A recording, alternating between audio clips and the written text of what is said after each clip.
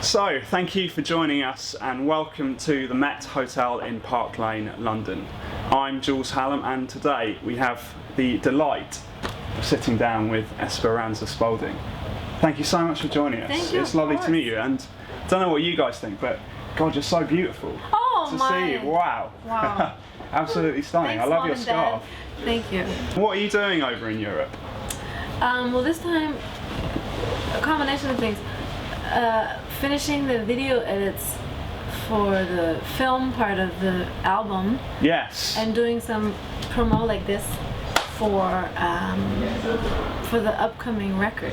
The last album you did was the Chamber Music Society, and this is obviously the Radio Music Society. Yes. How do the two albums differ?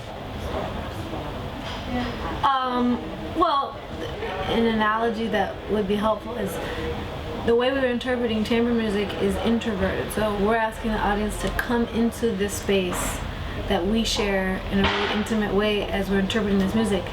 Radio Music Society is extroverted.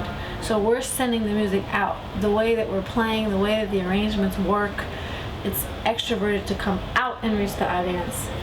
And of course, both of those things exist in any type of musical performance. Of course. But the focus on chamber music was really exploring that middle ground between how a small classical ensemble, chamber ensemble interprets music and a small jazz ensemble. There is this inner conversation happening that's subtle, and you have to certainly be in the right state of listening to enter that conversation. Whereas I feel with other forms of music, right away it sends out and penetrates, and you go, oh, okay, I feel that. Right. So is it a different approach then for the Radio Music Society album? Yeah, it is. I was thinking about different things, and all of us in the studio, all the musicians were thinking about different things. We had a different intention of what we wanted to send through the music. Because you've been playing music for a long time now, it must be something like 20 years, which is amazing, because you must be similar age to me. What are you, 24? Sure. You're not supposed to ask. I realize I have to stop talking about my age, because I don't really care, but I know at a certain point, women stop saying their age. Right. And I don't care. Surely you but can't be at that point yet. Okay. Pretty soon here, in the next 10 years or so, I'm going to have to stop talking about my... No. Well, you're absolutely right. It's very uncouth to ask about totally a lady's uncouth. age. I do apologise. It's okay. But you've been playing music for nearly 20 years. And actually, a little more than 20 years. A little more than 20 years. Yeah. Why? Why did you start playing music at such a young age? I don't actually know. Honestly, now with hindsight, I can try to remember and understand feelings, but I don't know what the calling was per se. I just know that I heard some music on television on Mr. Rogers' Neighborhood, and I was moved to ask my mother if I could play that instrument, if I could play music.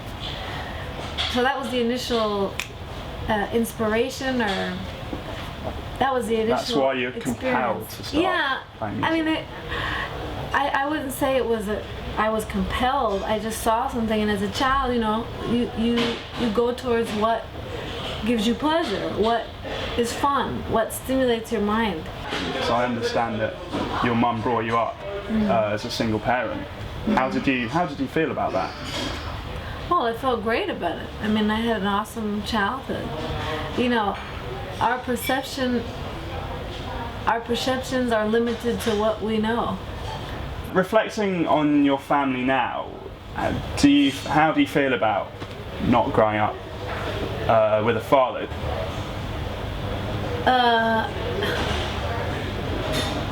It seems a lot of people grow up without really knowing their fathers. I know more people who grew up not knowing their fathers than people who grew up knowing their fathers. And so it was kind of normal for you? Well, just in general, people that I meet in life, I don't know if that's a thing endemic to the United States or not, but it's really common, and I'm sure that affects the dynamics you seek out in your life. for each person.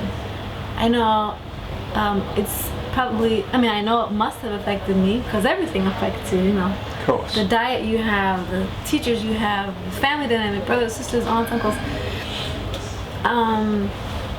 Well, I know for me that it tended to affect my relationships growing up, because when I found, a special lady, I found it was almost the feelings came forward that I didn't have with my dad, and therefore it was suddenly like a rush of emotion, and then I found it really difficult to then connect people after that. Interesting.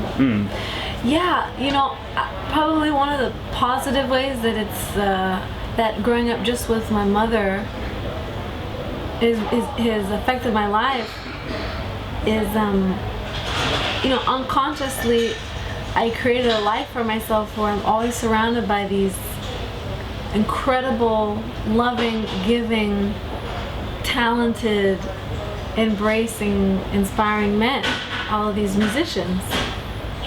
There's always an element of mentorship, and that's how the music is passed along. Of course I have women mentors too, but when I think about the question you asked, and I thought about it before, it's like, wow, that's a really constructive way to deal with not having a father figure. I think in my life.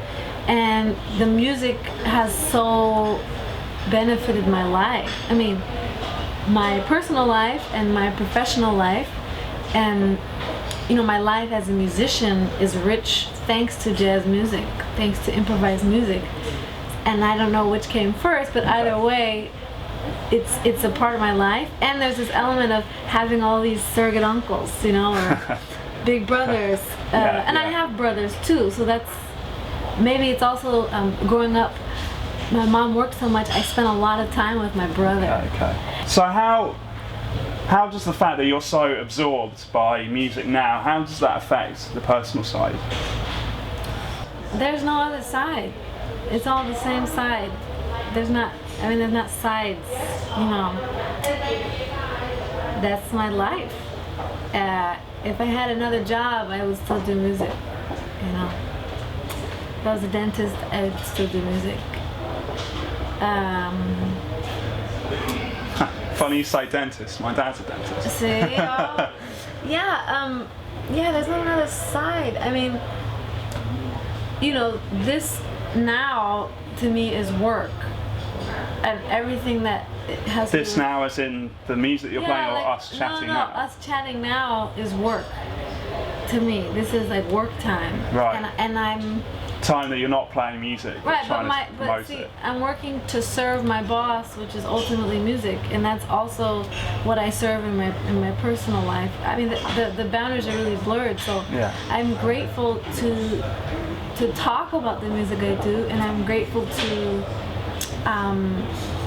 receive press that will invite people to find out more about what I'm doing and hopefully come to a concert, because that makes more opportunities for me to play the music and play the musicians that I like to play with, that are drawing me forward in my evolution as a musician. Well, if this is what Esperanza Spalding is like when she's working, God, I can't wait to see you perform. Thank you so much for joining us. It's such a pleasure.